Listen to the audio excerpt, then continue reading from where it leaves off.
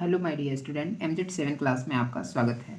तो आज का हमारा टॉपिक है विभाज्यता के नियम। ठीक है, तो हमारे पास यहाँ पर बहुत सारे नंबर्स हैं। हम यहाँ पर इन नंबर्स से जो बड़े बड़े नंबर्स हैं वे विभाजित हो रहे हैं या फिर नहीं हो रहे हैं, इन्हीं सब चीज़ों को चेक करेंगे। तो इसे समझने से पहले, इसे स्टार्ट करने से पहले आपको जाननी होगी कि विभाज्यता क्या होता है, विभाजन क्या हो रहा है। ठीक है, तो आइए हम उसे ही बताते हैं। विभाज्यता या फिर विभाजन का मतलब है कि कोई भी नंबर्स जब किसी नंबर्स को विभाजित करती है, पूर्णतः विभाजित करती है, तो उसका जो शेषफल रहता है वो क्या होता है, शून्य हो जाता है। जैसे कि यदि मैं एक नंबर 2 से किसी नंबर जैसे कि 16 को विभाजित करता हूँ, भाग देता हूँ बेसिकली। ठीक है, तो क्या होता है, कितने टाइम्स में आएगा, 8 टाइम्स में आएगा। कितना आएगा, 16 आएगा। तो घट करके शेषफल क्या हो रहा है, शून्य हो जा रहा है यहाँ पे। ठीक है, तो यहाँ पर हम कह सकते हैं कि जो 16 संख्या है वो 2 से विभाजित है। ठीक है, यदि यहाँ पर हम 17 को विभाजित करते 2 से, तो पूर्णतः विभाजित नहीं हो पाता। शेषफल कितना आता, समथिंग 1 आ जाता।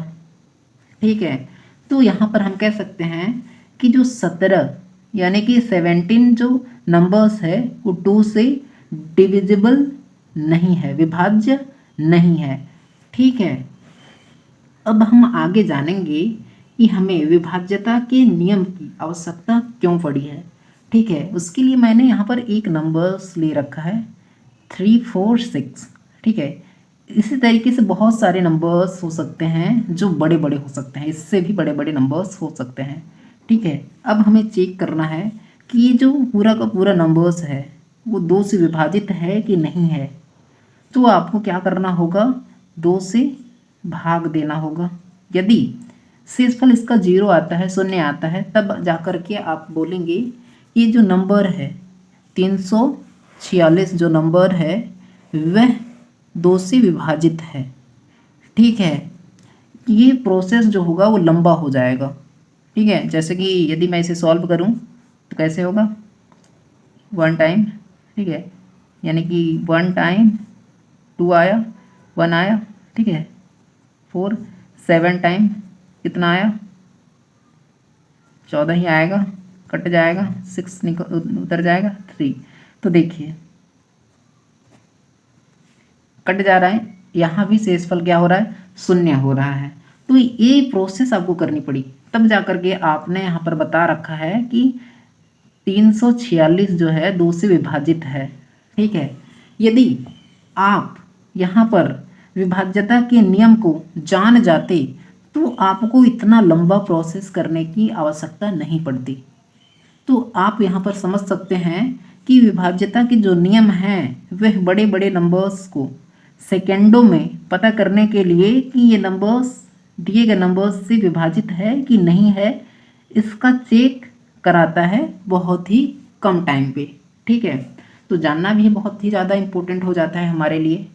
ठीक है, तो पहला हमारा जो नंबर्स है वो है 2 वाला। ठीक है, यहाँ पर हम देखेंगे 2 से विभाजित होने वाले नंबर्स को। ठीक है, कि कौन से नंबर्स 2 से विभाजित होंगे। तो आपने बहुत सारे नंबर्स देखा है, बहुत बड़े बड़े, बहुत छोटे छोटे। ठीक है, तो यदि किसी नंबर्स का इकाई का अंक सम संख्या है, यूनिट डिजिट आपको तो पता है ना, जैसे कि इसी नंबर्स को मैं लेता हूँ, जैसे यहाँ पे 3, 4, 6। ठीक है, तो इकाई का अंक, यदि इकाई का अंक 6 होगा ना यहाँ पे, हाँ, इकाई का अंक यदि सम संख्या है तो हम क्या कहेंगे, ये सारा का सारा नंबर 2 से क्या होगा, विभाजित होगा। आइए इसे और भी अच्छे से पढ़ते हैं। जो यूनिट डिजिट होनी चाहिए इसके लिए, विभाजित होने के लिए, वो क्या होनी चाहिए, इकाई का अंक 0 होना चाहिए। 2, 4, 6 इस तरीके से आगे बढ़ते जाना चाहिए।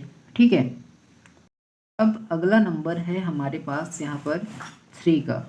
ठीक है, तो यहाँ पर हम देखेंगे 3 से विभाजित होने वाले नंबर्स को, यानी कि उन सभी नंबर्स को देखेंगे, उन सभी नंबर्स की पहचान करेंगे जो 3 से विभाजित होगी, वो भी विद इन सेकेंड। ठीक है, इसके लिए क्या करना होगा कि जो भी नंबर्स हमें दिया रहेगा उनके सभी डिजिट का सम करना पड़ेगा, योग करना पड़ेगा। जैसे कि यहाँ बस एक नंबर दे रखा है, ठीक है, कि 1 2 3 4 5 6, इस प्रकार एक नंबर्स दे रखा है। तो इस नंबर्स को चेक करने के लिए कि 3 से विभाजित है कि नहीं है, इसके लिए क्या करना होगा, हमें इनके सभी डिजिट का सम करना होगा। जैसे कि 1 plus 1 plus 1 plus 1 plus 1 plus 1, 1 2 3 4 5 6, कितना आएगा, 6 आएगा। इस प्रकार से उन नंबर्स के सभी डिजिट का योगफल यदि 3 से विभाजित हो रहा है तो हम कहेंगे वो सारा का सारा नंबर 3 से क्या होगा, विभाजित होगा। जैसे कि यहाँ पर हम देख सकते हैं कि 6 3 से विभाजित होगा, इसलिए हम कहेंगे जो हमारा 1 1 1 1 1 1 वाला जो नंबर्स है वो क्या होगा, 3 से विभाजित होगा। ठीक है, अब आगे तीसरा नंबर है हमारे पास 4 वाला।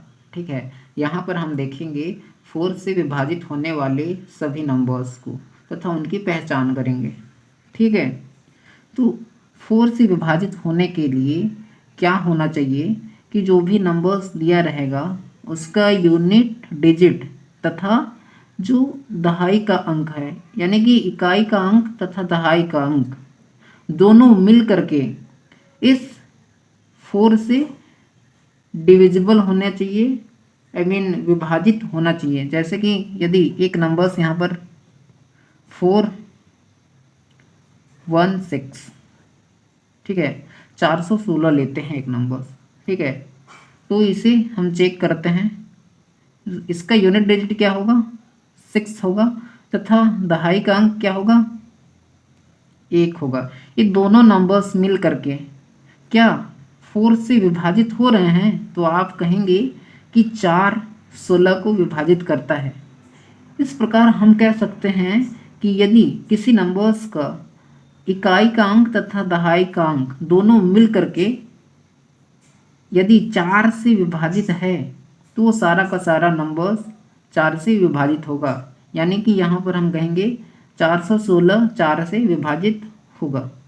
ठीक है, इसी प्रकार जब हम आगे चौथे नंबर्स जो कि 6 है इसकी बात करेंगे तो क्या हमें देखना होगा कि इंडिविजुअल 2 तथा